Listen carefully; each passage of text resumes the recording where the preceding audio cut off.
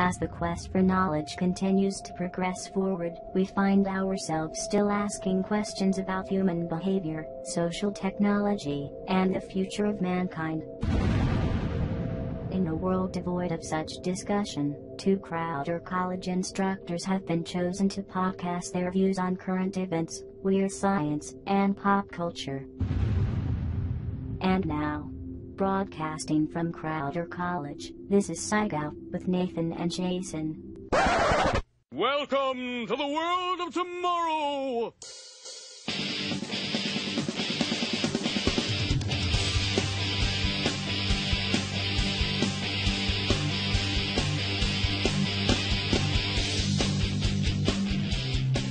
Welcome to a spooky edition of Psych Out, episode 37, a guide to Halloween wonder, fear, and whatever emotions we can dream up in the next hour. Death.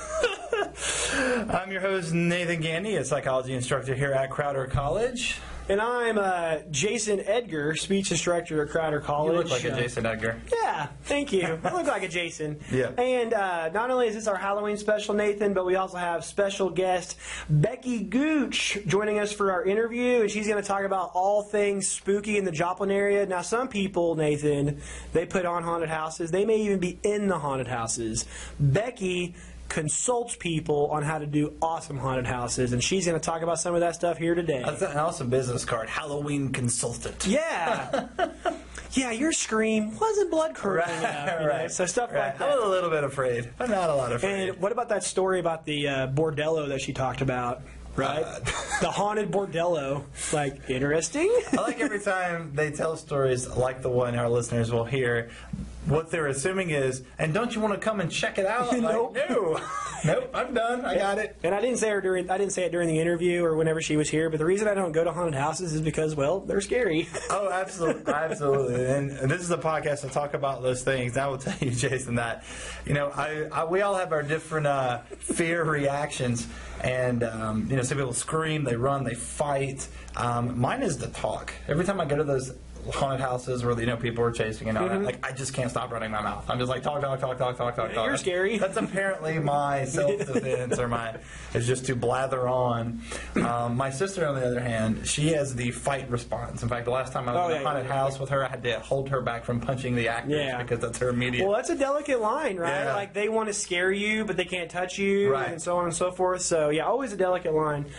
Speaking of a delicate line, talking about some current events maybe not associated with Halloween, is this idea that recently has come about that we have been spying on German Chancellor Angela Merkel since 2002. Yes, and, so, and that's in the country of Germany. We've now heard from Spain and I think around 30 other countries. Oh, as well, yeah, absolutely. So. Well, and also, like, Merkel, she's been actually a pretty big driving force, not only in Germany, but the Eurozone over the past couple years. You know, whenever people think about Germany, they immediately go to, you know, events that happened 80 years ago.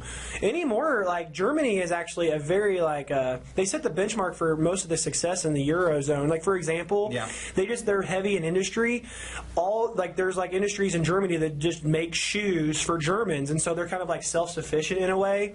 And the reason that this is noteworthy, Nathan, is because it just brings about the idea that the United States is just paranoid. Germany is essentially an ally, I would say, for the most part, and definitely assisting with the Eurozone. There's really no reason to be wiretapping the German Chancellor, but not only do we not need to be doing it, but by getting caught with it, now we think that Germany's not going to be, like, on our side, or there's going to be repercussions from this. So I just wanted to get your take on that. Yeah, well, I think you used the right word, which was paranoia. Oh, and that's not to say that I'm sure there are people at NSA who are doing things that are important to protect us. I'm not disclaiming that.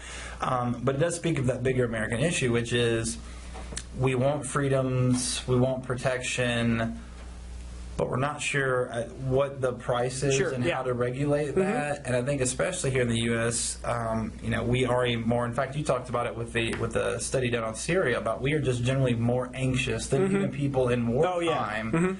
And these are kind of use the euphemism first world problems, but we still have such a high degree of anxiety.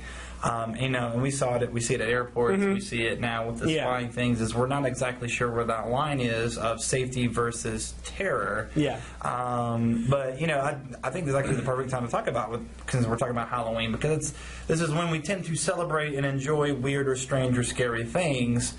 But it does kind of also make you reflect on what is that line where you say, I am so afraid of something, I'm willing to give up something.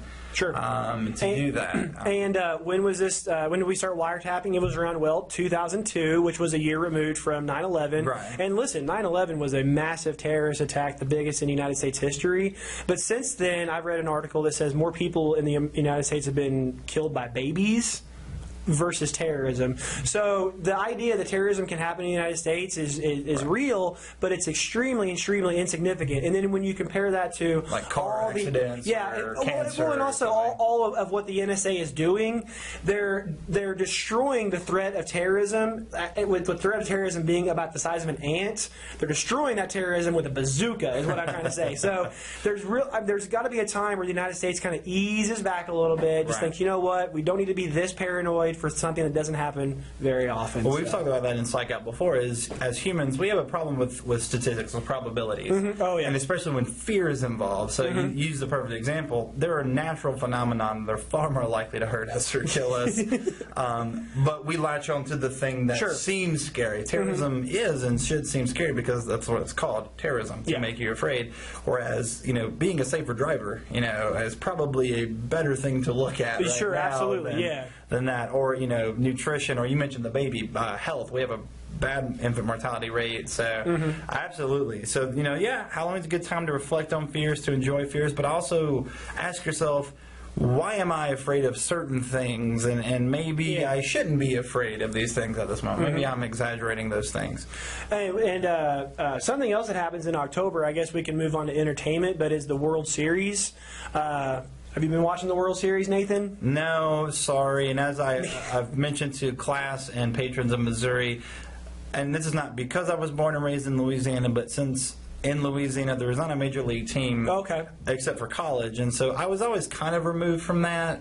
And so it wasn't until I even moved to Missouri that I even followed baseball in any mild amount. So I don't have that gusto. Yeah, you don't follow the I moved to St. Louis immediately, and it was like Cardinal, and I was like, sorry. Well, and that's the thing, like especially being in Joplin, Missouri, or Neosho, Missouri, where we're at. We don't live in Joplin, but obviously the St. Louis Cardinals are in the World Series, and they're doing what they always do best. They're being very classy. They're being very strategic, and right now the series is tied at 2 games apiece. But what I was going to say was, I haven't seen a minute of baseball, but I know everything that's happened because I have friends on my Facebook that simulcast the game. Every pitch, every hit, every great catch has just been dialogued on the Facebook page, and it's like, oh, well, I can just wake up in the morning and scroll down Facebook, and it's like, oh, I can tell that the Cardinals won or lost. And another a team that's doing really well was the Kansas City Chiefs. So we have the St. Louis Cardinals on one end of Missouri, and then we have the Kansas City Chiefs, who are currently the only undefeated team in the National Football League. So what about the Saints, Nathan? Do you watch the New Orleans Saints? Same to you. If I don't follow their game, I have enough friends on Facebook that keep me up with the score.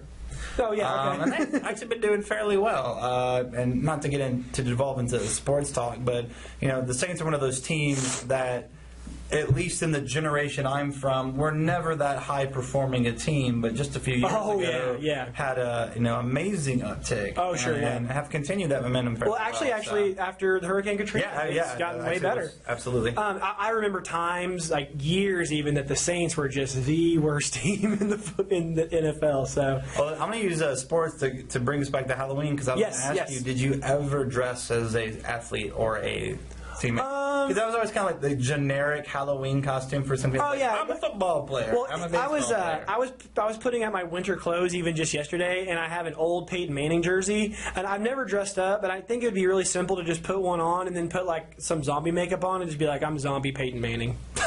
Right? Dead Peyton Manning. You're so creative. Yeah. I don't really dress up for Halloween. I know that's kind of ironic coming from me right now. Yes, but still. But speaking of Halloween costumes, Nathan, we each wanted to bring a little bit of a Halloween costume discussion. And you want me to lead off with mine, or what about yours first? Well, they're both kind of not happy thing to talk about, but there's something we're discussing. I'll let you do yours first, but I'll preface it by saying what we're going to talk about is sort of this new social consideration debate that's going about what is an appropriate costume. Sure, yes. We can wear costumes, but what is appropriate for children, and maybe what is even appropriate for adults. Yes, and so we'll start with kids first, because you have brought something up that's actually from kids to adults has been a highly contested issue. Yes. But you're focusing on the kid version, so let's do that. Absolutely. So anyways, and Nathan, you can probably attest to this. I don't need any evidence to tell you that, whenever Halloween gets to be about 9 or 10 o'clock at night, we're putting up like the QT construction worker, and then here come the scantily clad women, if you will, right? Yes. And it's like turning into a naughty little kitten or a naughty little nurse, right? It is fill in the blank. Yeah, fill in the blank. Yeah. And I even heard a sexy blank. I even heard a comedian say "sexy little tree." Like, I think it maybe been on Brooklyn Nine-Nine. Oh yeah. So anyways, so we're starting to see. So this is like obviously not necessarily an issue. Like if you're over 18 and you want to dress, scantily clad, feel free to do so. But what happens when that starts to kind of tick a little bit downwards, where they have children who, they dress up for Halloween, like go into 3rd grade, 4th grade classrooms wearing, fishnets and stockings and things like that, or maybe like a naughty little nurse in 3rd grade. And so what they've deemed this is called actually prostitutes. And so what they're saying is like, yeah, we're saying that it's okay to dress scantily clad in one day, but what are we preparing our children for in the future? Like, is it okay to dress? I'm kind of dancing around the word slutty, but you know what I'm talking about, right? Well, no, but I think that's an interesting. I don't think we need to dance around for the world, because here's the bigger issue: is everything we've talked about so far has been targeted towards women or girls. Yes, and there's no sexy baseball player for men, whatever that might be, or the sexy nurse or doctor or whatever, or police officer. That's pretty rare. Because that is one of the bigger social issues. Is it's not that we don't want people to dress however they want to dress in terms of, hey, if you feel like excited, if you want to be sexy, awesome. It's that if you look purely at marketing, there's a very distinct message from the time you're a small girl to an adult female, which is you need to be the sexy version of fill in the blank. Yeah. And in fact, I was on IO9 today. I think it was one of the websites. And you saw Superman Returns with me? Yeah. Remember that big female, like the general? She was like second in command. It wasn't General Zod. It wasn't General Zod. It was her second. Yeah. I'm sorry, I can't remember her name off the top of my head. But this full body armor stuff. They showed a picture of her costume, like a Halloween costume women can buy, and it's the big black armor suit.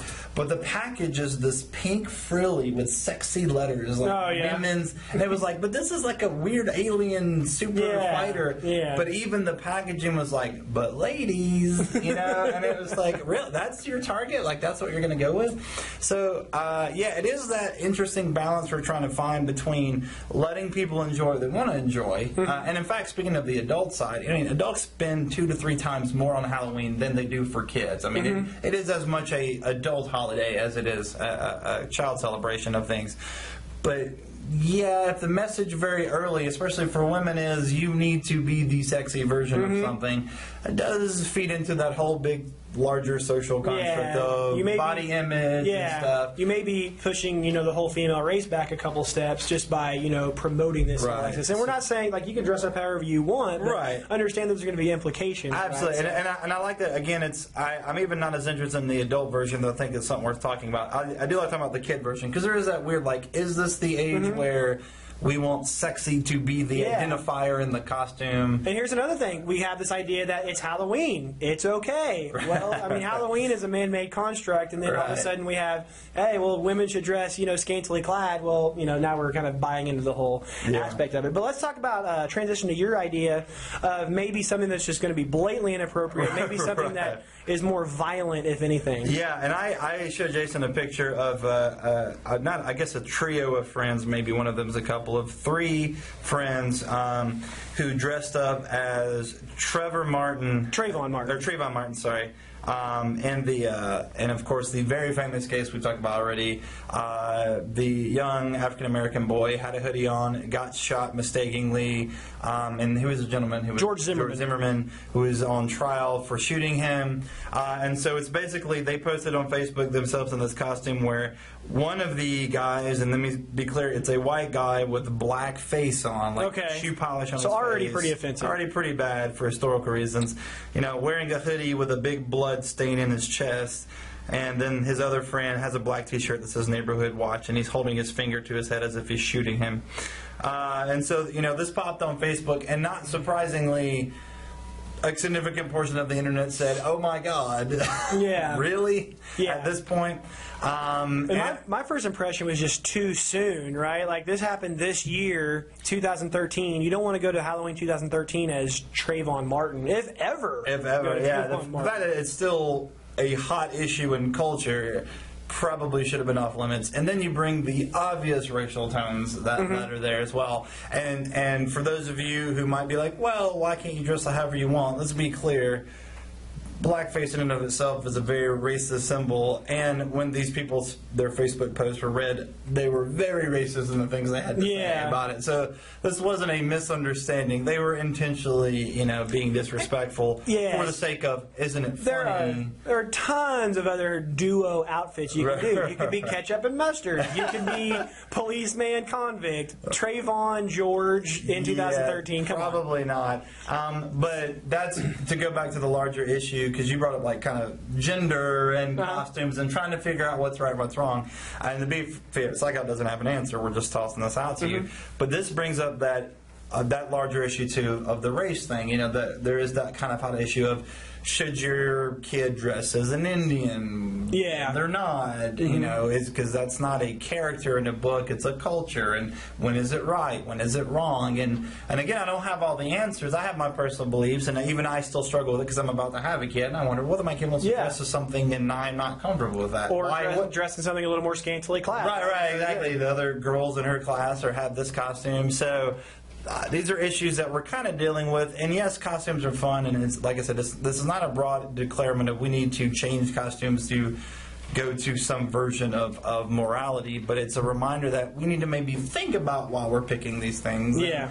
What do they mean? If it is a joke, which, I mean, even Jason and I will dress funny, obviously, what does that mean? What's the point? And I think certainly need to be sensitive for that. So, you know, that's my current events there. We ruin everybody's mood for their Halloween costume. There's somebody about to dress of like an incredibly racist, sexy Indian. A scantily put it all together. Scantily clad George Zimmerman. Yeah, so thank you for that image. I think it's time for some Halloween science, Nathan. All right, we'll take a break there. When we come back, we will spook you out with some weird science. From my heart and from my hand, why don't people understand my intention? Weird science.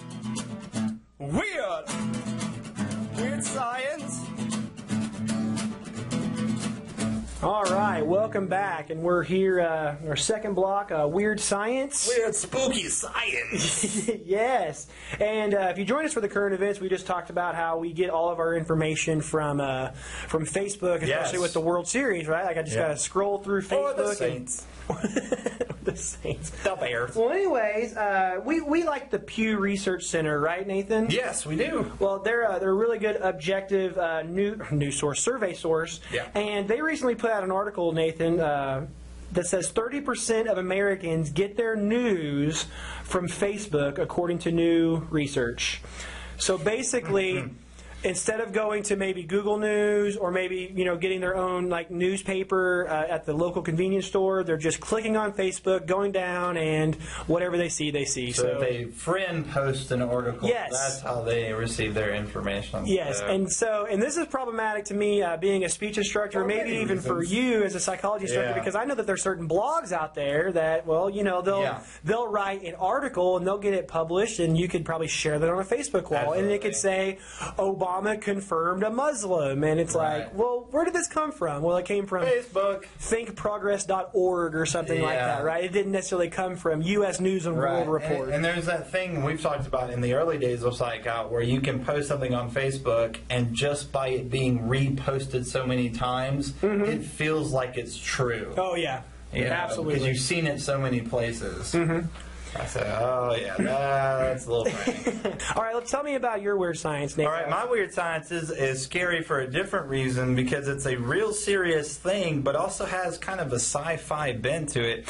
Now, we've talked before on Psych Out about the use of drones in the military, and certainly this is still a highly contested idea. On the one hand, you do protect men and women from direct physical harm in combat situations, but on the other hand, both due to their inaccuracy and also to just the technological distance you have between you and your victim, we worry they're overused or may have civilian casualties. So that is not really what I want to comment on. What I want to comment on is, for decades, and arguably for millennia, but only in decades since we've been documenting mental illness, I know we've learned about things like post-traumatic stress disorder, and the military is one that's very frank in current years about, when you have men and women in combat situations, they experience some horrific thing, they may have to live with these memories and these emotional states. And not to throw our government under the bus, but don't, like, once they get back from war, they don't get a lot of post-psychology training. Absolutely, right? yeah. The we train them to be man killers, and then whenever they get back, we don't untrain them. Actually, very difficult, and that's part of the bigger picture, just mental health access in general. But you're right. So I bring this up because with the drone situation, even the Air Force, the Navy, those institutions who use drones have been clear that they just assumed that since the pilot was so far removed from the, basically it's a map on a screen, the pilot may never even actually, quote, pull a trigger. They assumed they would be more removed, but in recent surveys and clinical surveys, they found that 40% of the crews of drones reported moderate to high stress. 1 in 5 reported emotional exhaustion and burnout.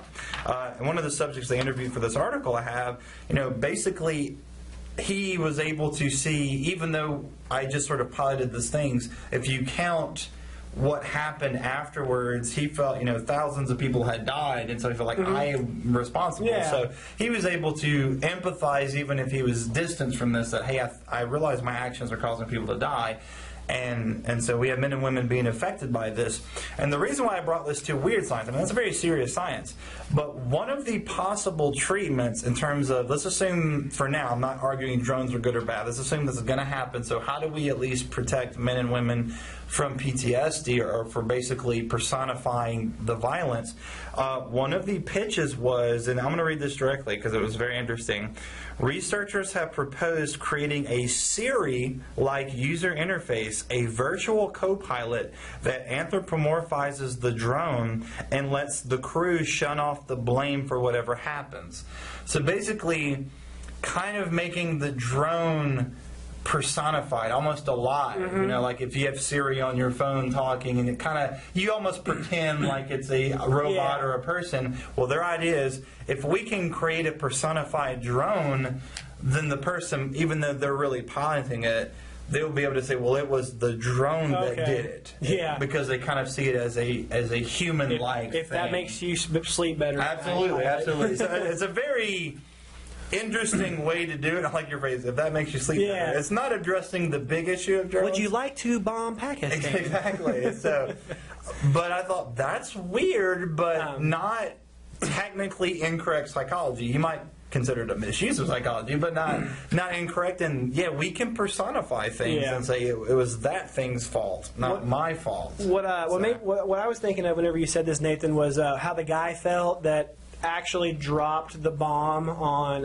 Hiroshima and Nagasaki, because it's like a presidential order, it's confirmed by the commander-in-chief, the fleet admiral, whatever, but there's going to be a point where there's going to be a guy, and if he pushes if he pushes this one button, he's going to kill a ton of people. And do you know any psychology behind that guy? I have not read any interviews. I'm sure they've been done. I don't know if they're out, what's out there, what's not. Just put you on the spot. But it's similarly the same. But it's the perfect. It's even a hypothetical you can say to yourself is, at what point would you follow an order? That's where you get all the Milgram studies and Zimbardo studies that we've talked about before. My big critique would just be like, why don't we try to get away from war? Like at this point, they're like, okay, let's try to make the drones do all the heavy lifting. Well, why don't we just stop using drones if these people are experiencing PTSD? But I guess that's the That's a bigger military issue. Yeah, that we struggle with. I will tell you real quickly. I went to a debate tournament this weekend, and we did a type of debate that allows for a number of topics. They can even be sci-fi. And one of the topics we actually won with was a debate topic of should Tony Stark give all of his weaponry to the military. Oh, that's a good one. Yeah, and we didn't take pro today. Yeah, absolutely. There we go. So. And our big argument was, well, even if you did do that, you gave some like the military this flying suit, you're still projecting or progressing the warlike nature of the United States. So taking like almost like science fiction and making it more like a status quo kind of thing. We've had whole specials features on me ranting about sci-fi is a great way to deal with those social issues. Yeah, we actually found an article that said if the Iron Man suit were to actually be real, it would just cook the guy that was inside of it. So that arc reactor is going to get really hot if you start flying around. Bad news, Tony. Hey, well, real quickly, Nathan, before we go on to our interview with Becky Gooch, I wanted to tell you that I listen to Opie and Anthony a lot. But not only that, this past week... As well documented on other podcasts. A number of times. Well, they're talky people like us, and, we get a lot of experience from them just listening. Yep. But they have great guests on, and one of their guests was Neil deGrasse Tyson, who is not only one of the... He understands everything about the universe. Official Psych Out Man Crush. Yes. But he could put it in terms where the layperson can understand it. Yes. So I just wanted to not necessarily read an article, but just maybe go over the highlights and lowlights of just the highlights, I guess, of that article or of that discussion. He says that humans define intelligence, and what this means is like, sure, humans have been thrust into the foreground, and we think that the deer don't have some sort of hierarchy, or we just think a catfish is just like a bottom dweller. Yeah. But that's just our perception, right? Like our own hubris is like we're the smartest animals because we go to work and we come home and we drink coffee and things like that, but that's just our perception, right? Right. I've heard him talk about that when we talk about extraterrestrial or alien life. We always say we want to find alien intelligence. And we're like, well, whose definition of intelligence? Sure. And it's funny you say that because he says, like, do you believe in aliens? He says, if they were to look down on Earth, they would say, without a doubt, there's no sign of intelligent life. Like, they wouldn't say, well, those human things kind of look smart. No, we're just as dumb as the caterpillar on the ledge. Yeah, if you're at the point where you're traveling through space and time, we're probably insects. Sure. And he also asked, how and I've even talked about this whenever I went to the zoo, where one of my favorite things was like the penguin exhibit, where they could just create like a island and the penguins are there, it's snowing, and they could even paint like a horizon in the background. Yeah. Who's to say that aliens aren't doing that to us right now, right? Yeah. Does that freak you out? Please don't do that, aliens. He said his favorite show was Twilight Zone. Yeah, absolutely. I'm right there with him. Here's another thing. It kind of ties into that first thing that he said. Our own hubris won't allow us to think we are not ignorant. So it's that whole thing, like if we were just to figure out that this whole life is for nothing, we would just kind of sit and be like, well, what's the point? Yeah. Right? Yeah. So, and no, it's true. If you look at all major religions, major philosophies, major laws, major constitutions, major governments, it's clear that man is above all the other animals. Like, we're the best. Yes. We're number that's one. ever been. It's He says Jupiter rotates twice as fast. And whenever you look at Jupiter, you can see like all these little marks, and it's basically meteors that have hit Jupiter. We talked about it. They're our big protector, right? Yeah. And have you heard about the big red spot that has had a megastorm for 12 years? Yes. My brother explained that to me. He said, imagine a tornado just taking up all of Oklahoma and staying there for 12 years. Yeah. Good Lord. And then, last but not least, because you know what a vacuum is, right? Yes. Not the thing that no atmosphere whatsoever. No atmosphere whatsoever.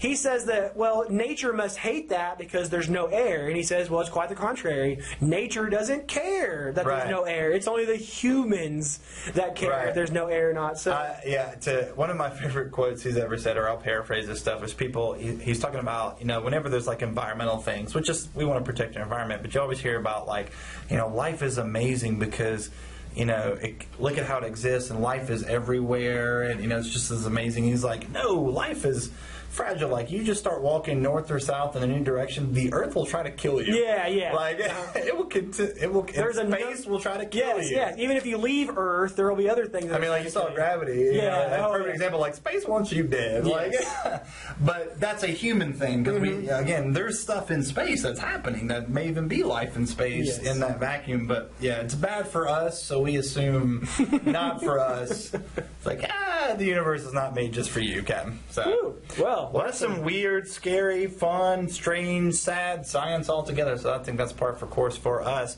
So we'll take a break. We'll focus on the Halloween future and get ready for an awesome interview coming up. And who's our guest? Becky Gooch. Becky Gooch, Halloween connoisseur and Halloween specialist. Maybe not Halloween spooky specialist, yes, we'll say. Absolutely. All right, we'll see you then.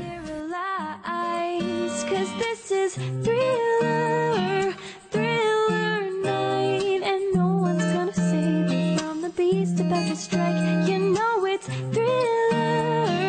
thriller night. You're fighting for your life inside a killer thriller tonight. Episode 37 of Psych Out is brought to you by the Crowder Bookstore. Don't you mean Book Store? No, I don't. This is located in reality, not Jason's imagination, on the first floor of Farber Hall, and this bookstore is there to meet all your needs, not just for books, but other merchandise as well. And through November 1st, they have some, fine, I'll say it, scary deals. Yes, well, and it's not just a bookstore, Nathan, like you're saying. It's essentially a convenience store. You can even get a soda in there. And apparently, for every $10 purchase, you get a free pair of sunglasses, which I should have done before we recorded for obvious reasons. Tony Stark. Yes. And basically... The reason they're giving away sunglasses, according to Kelsey Farley, is, well, you deserve sunglasses. Yes. So, there you go. Tuesday is double punches on the Lucky 13 card. And Wacky Wednesday, they give away alligator ice for half price. Wacky Wednesday. What's alligator ice, by the way? Kind of like a Slurpee or icy. Yeah, like an icy, kind of a thing. Yeah. And on Friday, they do have a happy hour from 1 to 3, but sorry, that's non-spirit happy hour. So, no inebriation. They got some cool people working at the bookstore. There's always deals going on, faculty discounts. If it's raining, like, stuff's just 15% off. Like, our bookstore is bumping. They either like you or they're lonely. I'm not sure which it is. Maybe a little bit of both. So do come by the bookstore anytime and see what's happening.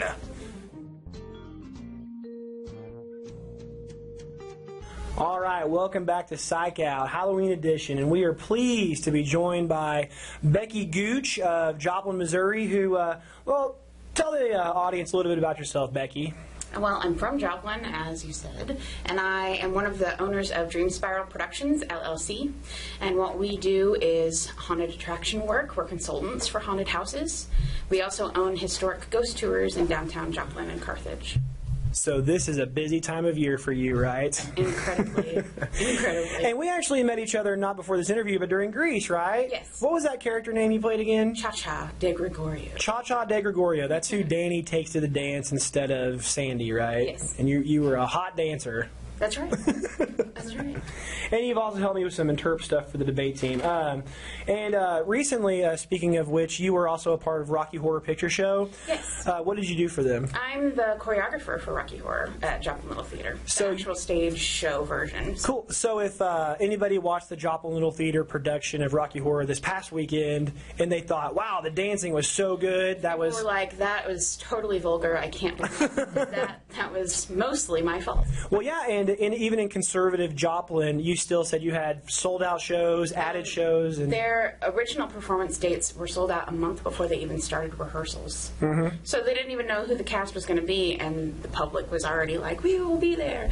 And so they added performances, and those sold out rather quickly as well. Mm-hmm. And Rocky Horror isn't a scary movie, but I wanted to ask you to kind of jump into our into the discussion here. What is your favorite scary movie? My favorite scary movie has to be Trick or Treat. I've never heard of it. Nathan's heard of it, though. If you've never seen it, then you definitely are missing out. Okay. It's a collection of a whole bunch of different stories that all happen in one town on Halloween night. And so you get a range of, there's a little bit of slasher in there, there's a little bit of ghost story in there, there's all kinds of stuff. And it just blends together beautifully. I'm pretty sure it was based on a comic strip originally, and then they turned it into a movie. And it's Cool. Have you ever seen The Frighteners? Back in the day with Michael J. Fox. I haven't. Earl has, though. You've seen it, Earl? Has, yeah. And Nathan's seen it, too? Well, I'll watch Trick or Treat, and you watch The Frighteners, because Okay. it's a really good That sounds movie. like a deal. Trade. And I was just telling you recently that I watched a movie with a lady friend called Practical Magic, where I don't want to get too much into practical magic, but it's basically just like a witching movie. And you told me something very interesting, that currently the status quo is all about zombies, but you're sensing a transition to maybe witches? Yes. Well, we've been in the industry for a while, and we do big national conventions. So every year we'll go to, say, St. Louis is one of the biggest national conventions, Trains World Haunted Halloween attraction show. And so we go and we look at the newest products and the animatronics and all of that kind of stuff. And so you can kind of see a trend of what's really popular and what's selling nationwide and sometimes internationally. And whenever we first started, it was very that Victorian vampire-y kind of thing. Twilight was popular at the time. And then they kind of died out quickly. And one year, it was all about carnivals and clowns, scary clowns, evil clowns. And that transitioned into zombies. And zombies have been around for, a very long time. Oh, yeah. But they've recently come back in popularity because of things like shows like The Walking Dead, movies like World War Z, that kind of stuff. And the way that zombies have changed throughout the course of time from what zombies originally were thought of, in their African roots, Yeah. and things like that. And then now they've changed this sort of post-apocalyptic. It's very based on political things, the things Sure. that people fear now, the Yeah. end of the world, that kind of thing. And so zombies have reached a really big height in popularity. But this year alone, just in this Halloween season, Carrie. Oh, yeah, came out. Carrie's coming back. The American Horror Story television series has decided to make their entire season based on witches. There's a big push for feminist kinds of things. Witches of East End is another television show that's just started. I heard they're rebooting Charmed. Charmed, says Nathan off screen. So, Okay. and then there's just been a lot of witch kind of things that have started to come back in popularity. So we're interested in seeing what it shows up as in the industry later, and the new kinds of feminine characters that come forward in the haunted house industry, because most of the time that's a male-dominated Oh, yeah. demographic. It's hard to be a scary person in a haunted house when you're female. Oh, yeah. Most people aren't necessarily intimidated by females. Yeah. So you can be a nurse, you can be a little girl, you can be but it's very limited as to what kind of characters you can play and what really will intimidate the big burly football players who are coming to your haunted house. Yeah. I was talking to sort of this Go ahead. push towards girls. Well, it'll be interesting to see. I was talking to actually the teaching assistant that actually is in the office next to me. She does haunted houses, and I go, "Oh, what do you do?" And she goes, "Oh, I scream." That's all she does. She Yeah. just every time someone comes around it. Yeah. And I didn't ask for her to do it for me. Well, playing the victim is another thing that women do often in haunts too, and Yeah. it's not typically what I like. We worked at a haunted house last week. Actually, they did a Greek night for Pitt State fraternities and sororities, and those big football players were just on the floor whenever I came out of. Yeah. And it's adrenaline. And that makes you feel good, right? Being a drama geek, it's, right? It's great. And I'm a self-proclaimed drama geek, by the way, so we're one and the same. I want to talk more about haunted houses, also, both put on haunted houses and actual haunted houses. Okay. So tell us about this, not only haunted housing, but consulting with haunted houses. Kind of like what goes into that, what's the best one around town, what makes for a good haunted house, just whatever you feel inclined to say. Well, let's see. There's a lot that goes into making a haunted house, and that's really why a lot of people have called us, because we've been doing it for a long time. We ran Stringler's Grove last year in Joplin at Dover Hill. It is the first haunted trail ever nationwide that we've ever heard of to actually work with the city. Haunted trail? It was a spook trail. I'm already scared. So it was an outdoor haunt, and the city allowed us to be a for-profit business on government property. Oh, cool. So that was groundbreaking in itself. But we did that as a fundraiser for historic ghost tours. And so previous to that, my theater company had been hired to do a spook house for Joplin High School's project graduation one year, and then we started working for Raycliffe Manor Haunted Attraction when they moved up here from Eureka Springs. And I was the manager and casting director and publicity manager for Raycliffe Manor. And so we've been doing that and starting to get all of these connections within the industry. And so we travel and we work at other haunted houses as far away as like Troy, Missouri, and places like that. And so a lot of the things that people want to know whenever they contact us is they have really good ideas, but they don't know how to execute them. And a lot of people don't know how to train actors. That's something that we will come in and do. Oh, cool. Earl will come in and do workshops on special effect makeup and teach them how to do that. And we can do special effect makeup with things that you can buy at the Halloween stores or order online, and then also go backwards to the point where we can show you how to do special effect zombie makeup and stuff based on things you can buy at the dollar store. Oh, so, cool. Yeah, it's just tricks and experimenting that wow. I've learned. With being a debate coach, my busiest month is October. And I even talking to you in March whenever we were doing Greece, I was like, I want to do a haunted house. And so you're talking about execution. Like I always say, I wanted to be Dexter and I want to do a kill room. So you would just kind of tell us how to maybe execute that in the middle of a haunted house? Or? One of the biggest things that I try and tell haunts to do is to go with originality. A lot of haunted houses will do characters like Freddy Krueger and Jason and Michael Myers and things like that. But your biggest problem is that whenever you're hiring an actor, who's 5'3" and putting a Jason costume on them, it ruins the illusion. Sure. So you really need somebody who is almost identical to that character. Yeah. So if you're getting a Freddy Krueger, for example, you need somebody who is very quick on their feet with dialogue, witty, that kind of thing. So using movie characters, people have a preconceived notion of what they're expecting when they walk into a room to make it effective. And if you can't execute that, it's better to go with something entirely original that they've never seen before. Again, we're talking with Becky Gooch with the, what's the company you work for again? Dream Spiral Productions, LLC. Yeah, I just wanted to make sure we talked about that one more time. Talking about maybe real-life haunted houses or maybe just really eerie places around here, I knew it was either a burlesque joint or a bordello, but tell us about this Galena bordello you work with.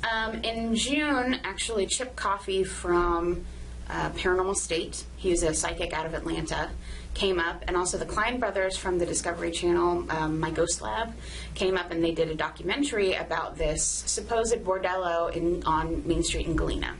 Now, this building itself is a historic building. It's very old. There's lots of ghost stories about it, and it was on the to be condemned and tore down list this time last year, actually. And there was a big push online and letters sent to the mayor on let's save this building, because paranormal researchers had gone in and done ghost hunts there. And so they were like, it's so haunted and it's got to be historic.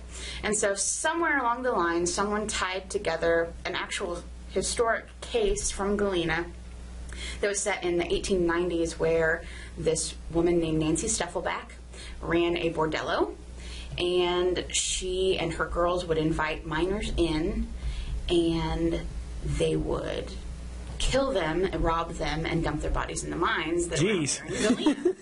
And so a lot of these paranormal researchers are putting this building with that story. Now, there's some historians who are saying, oh, well, but court cases say she was only tried for necessarily one murder and then she died in jail. Just one murder. Just one murder. But a lot of these other people, and the urban legends go up to like 50 miners were killed in this building. Oh, wow. And their bodies were dumped. And, of course, there's no record of it because no one ever found them again. So it's hard to prove that kind of thing. But some paranormal researchers, of course, want to take pieces of history and put that with their paranormal evidence that they have found and make that kind of a scientific discovery. And so it's kind of, do you want to believe that or not? It's hard to push. But for this documentary that we did in June, they brought in a psychic, they brought in the ghost hunters, and then I was hired as one of the reenactment actors. So I was a hooker, and I would take minors into the room and never to be seen again in this documentary. And then they would come in and Chip Coffey, the psychic, would, try and contact Nancy Stuffelback, Ma Stuffelback, the matron of the bordello. And just to put things together, you're saying that they allured these minors in by basically saying, hey, this is a whorehouse, kind of? Yes, and they ran a brothel. And so sometimes men would leave, and sometimes, especially if they knew, because in mining times, a lot of these men had been, it was just after the Civil War. So a lot of these men had been nothing but soldiers whenever they were young. So they were not necessarily trained to do anything besides fight. And so when the war ended and they needed work, that's really how Joplin and Galena started to boom town sort of thing, is because these men would come in and start mining because it didn't take a lot of training to figure out how to do that. And so they would try and make a living mining. Cool. And so there were a lot of men who had no families, had no one to miss them when they went missing. So... what about the, talking about creepy things in this area, maybe people in the Joplin area don't know this, but certainly our Joplin residents know about the spook light. What do you think about the spook light? You know, what is it? Do you believe it? I'm not even really aware of half of the things that have been said about it. So. I've been out to the spook light hundreds of times, probably. As a high school student, it was a hangout spot. It took me maybe 3 years of never seeing anything, but just going out there and hanging out before I ever saw it. And now it's almost every time that I would ever go out there, I see it. And sometimes it starts as a big ball of light at the end of the road. Sometimes it splits into two. Sometimes, and I think it depends a lot on the weather. It will get extremely bright. And whenever it gets really bright, it gives the illusion that it's coming towards you. And then it'll fade back to being really... What is it? I have no idea. And then, you know, the Navy has come in and they've tried all of these different science experiments. Why can't you walk up to it? Like, and you can't drive up to it either. I don't know. Whenever it just kind of you move 5 feet towards it, it kind of moves 5 feet back, or is that kind of how it works? It's strange because I've always seen it so far off in the distance that you can almost see cars driving down the road toward it, and it looks like the light goes above their car. But if you're in the car driving towards it, it just suddenly goes out of view. You can't see it anymore. And so creepy. Over time, you know, now there's residents out there who have farms, so there's houses and lights, and there's some, you know, cell phone towers and things like that, and there's a highway nearby. So it's easy to now kind of dismiss what you're seeing as, oh, well, it must be something else. But it's been around for a while. It's been around since since people were out there in wagons. Okay. And so we have some with Historic Ghost Tours, we have newspaper articles, we have pictures back from the 60s and things of people still going out there when it was a dirt road and parking and doing that. Now, just recently, someone has contacted Historic Ghost Tours to say that they went out to Spooklight Road and that they were stopped by a sheriff and that they have passed a law that you are no longer allowed to park on Spooklight Road. You have to park away and walk there if you want to look at it. And yeah, it is kind of creepy there, actually. But yeah, so I believe in it, but I have no idea what it is. So like I alluded to earlier, you're a big-time haunted house girl. You consult for haunted houses. So Halloween night, October 31st. Yes. And also you mentioned Earl. Earl is your fiancé, and he assists you with all these things. So on an awesome night like Halloween night for you, this has got to be like Christmas. What are you two doing on Halloween night? Well, this year and Earl's saying he's drinking. He's drinking. Hey, over 21. Feel free. Yeah. We are... going to go through the manor, which is actually, when it used to be Raycliffe Manor, it had different owners, and that's where we met, actually, the first month that we knew each other. You guys met at a haunted house? Yes. Aw. The first month. It was meant to be then. that we saw each other, we never saw each other outside of special effect makeup. Oh, okay. Actually, until after Halloween, we finally got to see each other outside of makeup. That's whenever we were on our first date. So we liked each other even whenever we were monsters. So we're going to go to the manor. They're under new ownership now. They've completely gutted the building of its old sets and tried to do something different inside. We are interested in seeing what that's going to be like. So we're going to go to the manor, and then we're going to go to JB's Piano Bar on Main Street in downtown Joplin, and we will be the judges for their second annual zombie prom. Zombie prom. Well, how is a zombie prom different than a regular prom? Well, there's a lot of people in zombie costumes. Okay, and cool. They're doing it. The judging is actually they have multiple levels of awards, but I know that the king and queen are going to get $500. Wow! So there's money involved in this stuff. Yes. Well, Becky, thank you for coming on to Psych Out to talk with us about this time of year. Yeah, you're welcome. Is there anything you'd like to plug, basically like these historical ghost tours or anything that can kind of attract people to come see you in action? Yes, absolutely.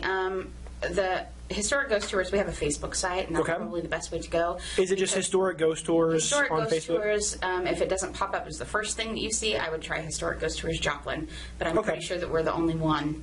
And then that can give you a link to our website and all of the photos from past seasons and information on tickets. Yeah, and we'll probably post that link on our Facebook page too. Well, all right, I think that's it. That about wraps it up. Thank you, Becky. Thank you.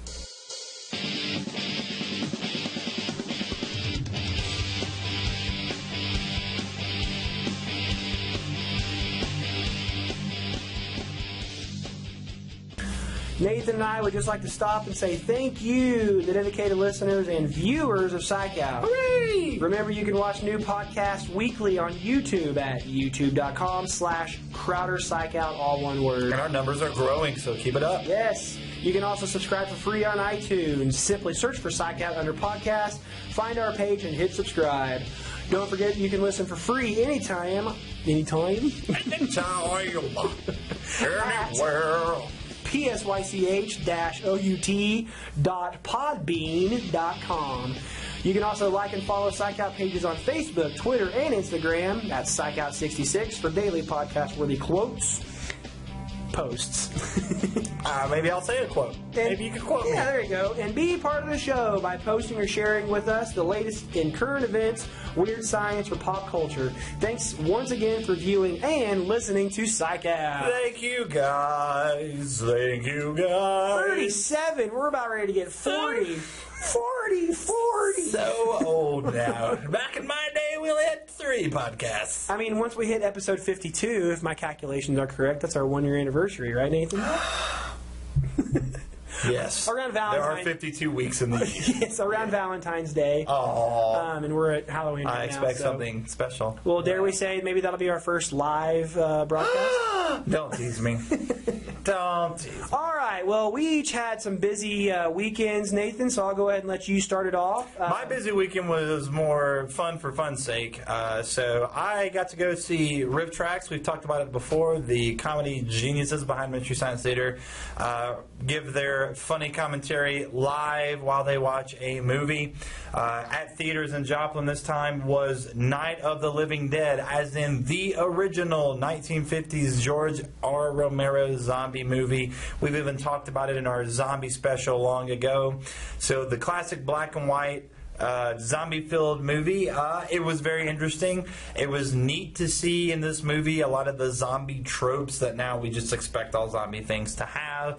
But it was also fun to see how old and, let's be honest, kind of shoddy some of the movie was.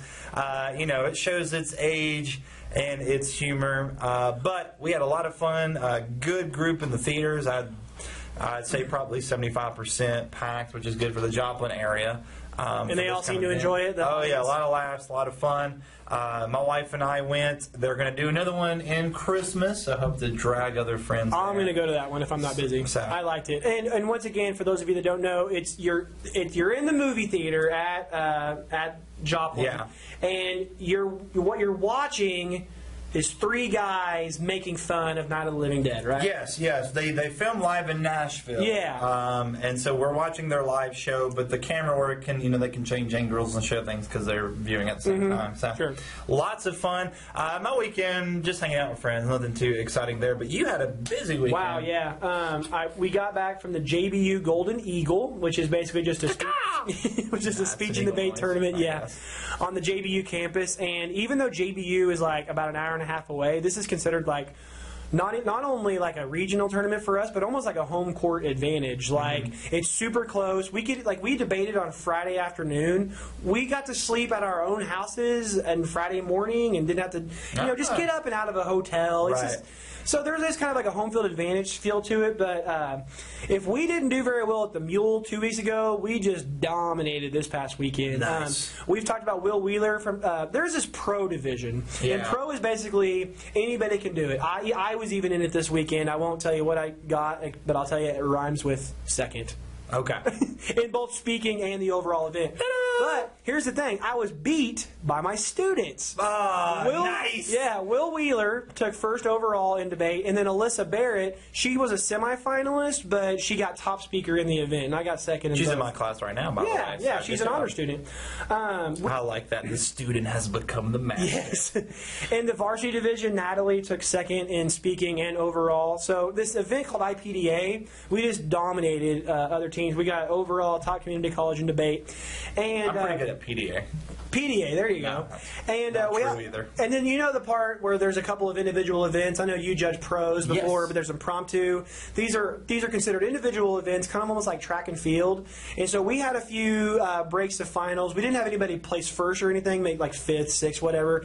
But as a team, we were the overall top community college there. Nice. And there were some big teams there. Hutchinson Community College was there, Tulsa. A team actually that I started, Barton Community College in Yeah. Arabian, Kansas, was there. They all laid waste, not what we laid waste There to you them go. all. So congratulations, Crowder Debate, for bringing home the gold. And a quick plug for JBU. It's called the Golden Eagle.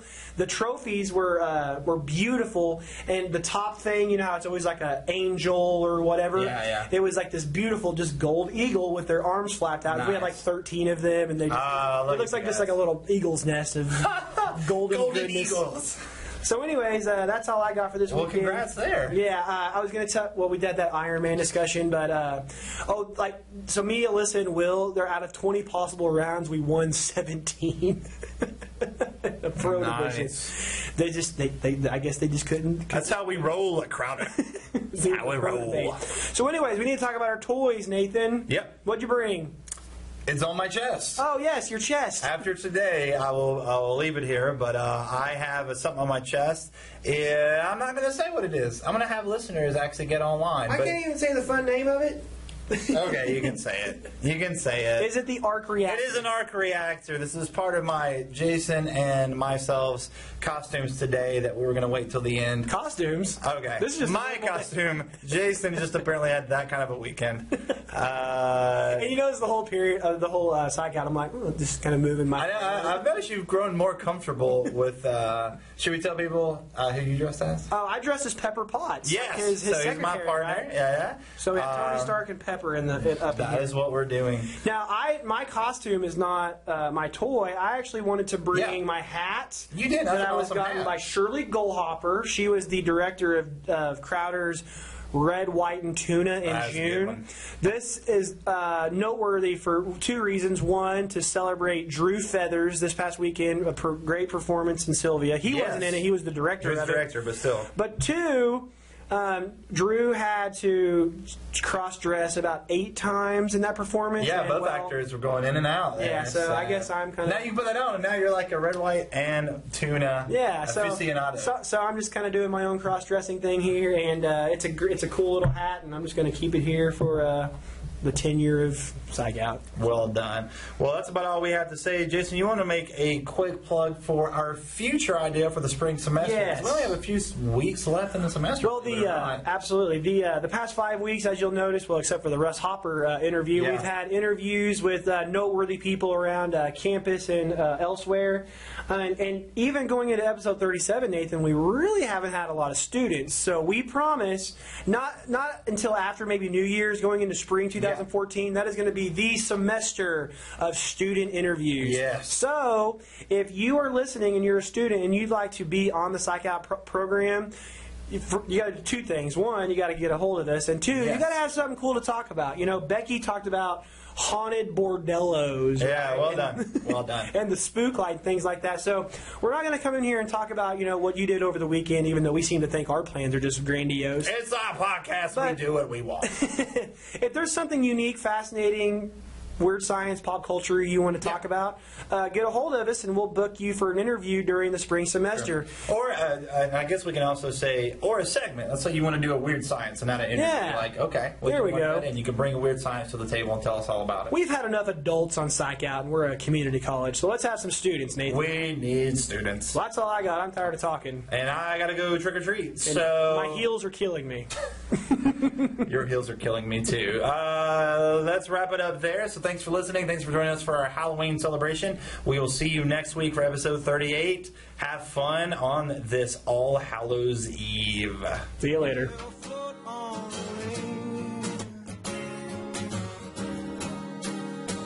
When the cavalry comes, we're looking for a reason to break down these walls and jump.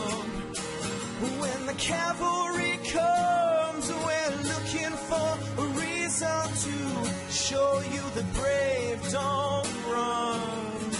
No, they don't run. Well, a proper cup of coffee. Ah, damn these heels.